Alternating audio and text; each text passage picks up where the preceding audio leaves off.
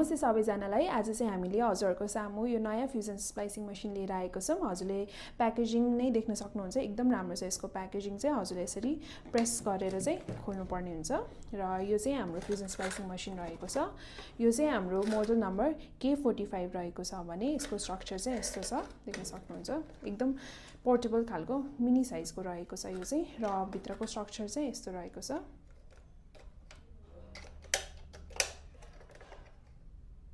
र त्यसैगरी यता चाहिँ हजुरको हिटर दिएको छ। हजुरले यो फ्युजन स्प्लाइसिङ मशिन सँगसँगै चाहिँ डिफरेन्ट एक्सेसरिज पनि पाउन सक्नुहुन्छ। फर्स्टमा रहेको छ हाम्रो यो फाइबर क्लिभर। यो हाम्रो फाइबर क्लिभर चाहिँ अटो स्लाइड वाला फाइबर क्लिभर रहेको छ।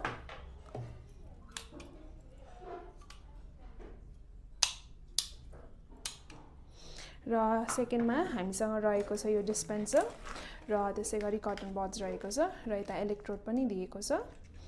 र नेक्स्ट चीज रहेको छ हामीसँग यो सफा गर्नको लागि ब्रश, र यता चाहिँ हाम्रो पावर एडाप्टर रहेको छ।